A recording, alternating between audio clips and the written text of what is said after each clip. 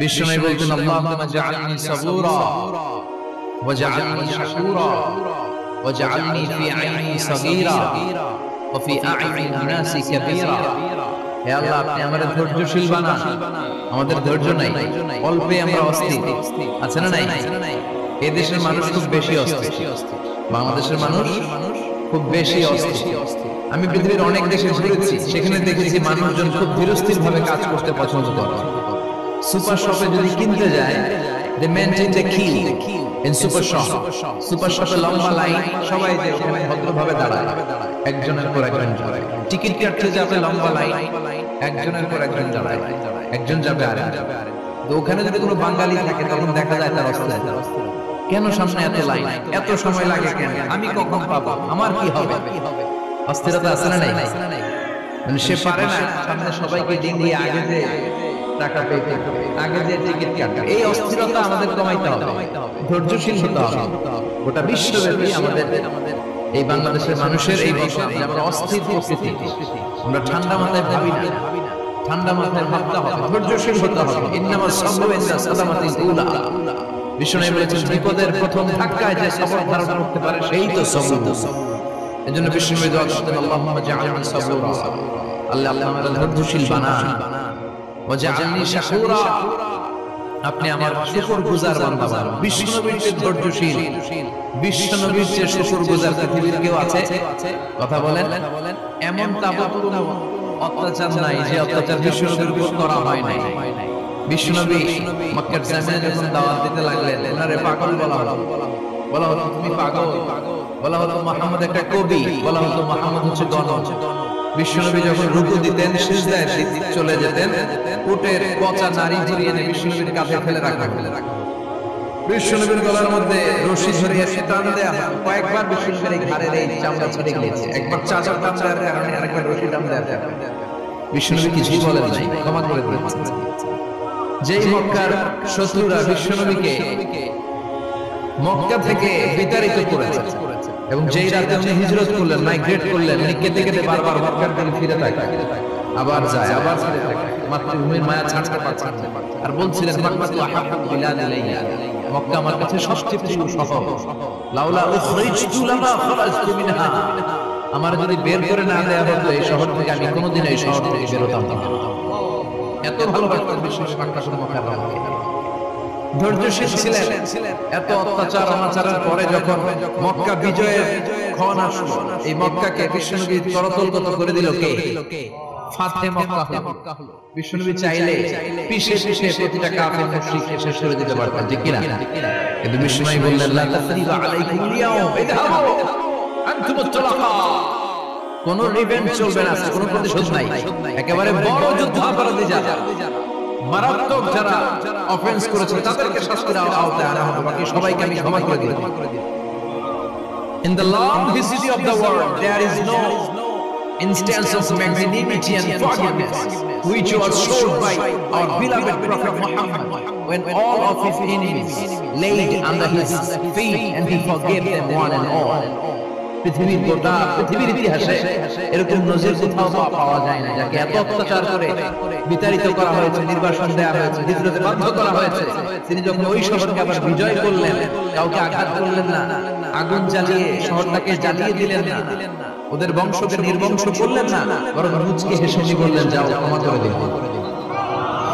কি ধৈর্যশীল ছিলেন। আবার দোয়াও করতেন আল্লাহুম্মা জাআলনি সাবুরা, আল্লাহ আপনি আমার ধৈর্য বাড়ায় দেন। ওয়াজআলনি শাকুরা, আপনি আমারে শুকরগুজার বানান। ওয়াজআলনি ফি আইনি সাগীরা, আল্লাহ আমার চোখে আপনি আমারে ছোট বানান। ওয়া ফি আ'ইনিন নাসি কাবীরা, আল্লাহ মানুষের চোখে আপনি আমারে বড় বানান। কি মানুষ ছিল, নিজের চোখে নিজে ছোট থাকতে চাই। আমরা নিজের চোখে নিজের বড় মনে করি, এরকম ডাকাত আছে না নাই? নিজেরই নিজে মনে করে কত বড় সাহেব, লাট সাহেব। মান তাওয়াদা তারাফা, এটা হচ্ছে সুন্নাতুল্লাহি ফিল আরদ। মান তাওয়াদা তারাফা, যে নিচে নেমে থাকতে চায় আল্লাহ ওরে টেনে উপরে উঠায়, আর যে খালি উঠতে চায়, হিংসা করে অহংকার করে উপরে ঠেলতে চায়, ওরে নিচে নামায় দেয় কে? সাইয়েদনা আদমকে আল্লাহ বললেন আদম সাল্লিম আলা উলাইকা নাফার, লাম্মা খালাকাল্লাহু আদাম ওয়া কানা তুলুহু 60 যিরাআন, নিচে নেমে গেলে যে উপরে ওঠে, আর উপরে উঠতে চাইলে যে নিচে নামে, উদাহরণ দেখেন।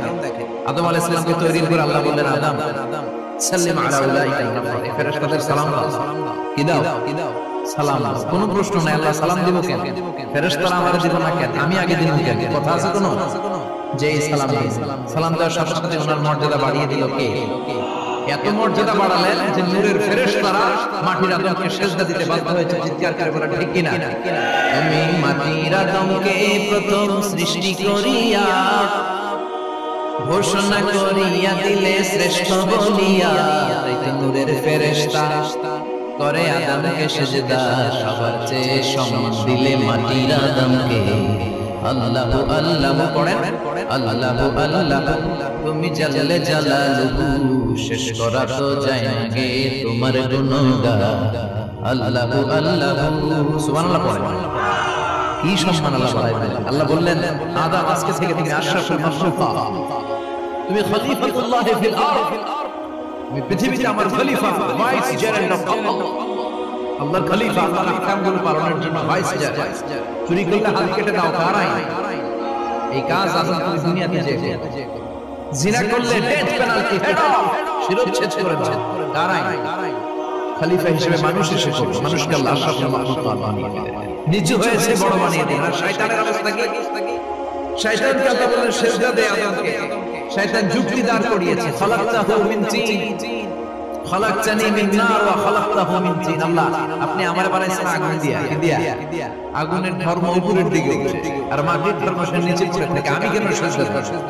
শয়তানকে চিরকালের জন্য ইবলিস মালউন, অভিশপ্ত আর জাহান্নামী হিসেবে ঘোষণা দিয়ে দিল কে? এজন্য আপনি ছোট থাকতে চাইবেন, আপনার বড় বানাবে কে? আর আপনি নিজে যদি বলেন আমি বড়, থাপ্পড় মেরে আপনার নিচে নামাই দিবে কে? এজন্য বিশ্বনবী দোয়ায় বলতেন, আল্লাহুম্মা জাআলনি সাবুরা ওয়াজআলনি শাকুরা ওয়াজআলনি ফি আইনি সাগীরা ওয়া ফি আ'ইনিন নাসি কাবীরা। ও আল্লাহ, আপনি আমারে ধৈর্যশীল বানান, আপনি আমারে শুকরগুজার বান্দা বানান, আমার চোখে আমারে আপনি ছোট বানান, মানুষের চোখে আপনি আমারে বড় বানান। সুবহানাল্লাহ। এজন্য সবসময় শুকরগুজার থাকার চেষ্টা করতে হবে। রাজি আছেন? যে কোনো মুহূর্তে, যে কোনো পরিস্থিতিতে আমরা শুকরিয়া করব কার? চিল্লায় বলেন কার? আমরা যেন বেশি বেশি আল্লাহ তাআলা শুকরিয়া আদায় করতে পারি। আল্লাহ আমাদের তৌফিক দাও। সবাই পড়ি আমিন। বিশ্বনবী যখন 15 কিংবা 20 বয়স, কোন বর্ণনায় এসেছে 15, কোন বর্ণনায় 20, তখন তিনি একটা ছাত্র সংগঠন করেছিলেন, ইয়াং স্টারদের একটা অর্গানাইজেশন করেছিলেন। ওটার নাম তিনি দিয়েছিলেন হালাফুল ফুদুল। হালাফুল ফুদুল, ওইটারই আমরা বাংলায় কি বলি? হেলফুল ফুজুল। হালাফ মানে শপথ, oath, we take an oath in the name of Allah. আল্লাহর নামে শপথ নেয়ারে বলে হালাফ। আর ফাদিলা, ফাদলুন, এগুলোর প্লুরাল হচ্ছে ফুদুল। ফুদুল মানে ভালো কাজ। ভালো ভালো কাজের উপর বিশ্বনবী যুবকদেরকে একত্রিত করলেন, যে মক্কা শহরে কোনো টেন্ডারবাজি চলবে না, কোনো চাঁদাবাজি চলবে না, দুর্বলের উপর সবলের অত্যাচার চলবে না, জালিমের জুলুম চলবে না, হত্যা চলবে না, ধর্ষণ চলবে না, রাহাজানি চলবে না। মক্কা শহরটাকে শান্তির শহর বানাতে হবে। যুবকরা এই দায়িত্ব কাঁধে নিয়েছে। কারা? মুরব্বিরা না, যুবকরা। যুবকদের আছে প্রাণ ঢালা উচ্ছ্বাস, অনেক শক্তি। এজন্য যুবকদেরকে ভালো কাজে আসতে হবে। যুবকরা চাইলে এই দেশের চেহারা পাল্টে দিতে পারে। এদেশে যুবক ভোটার আছে কয়জন জানেন?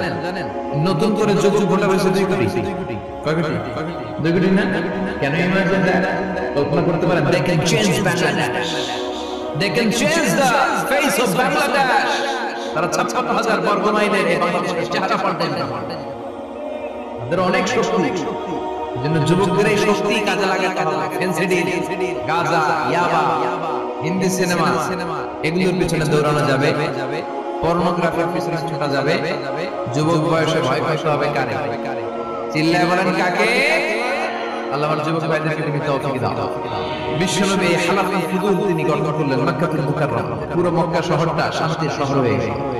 সুবহানাল্লাহ।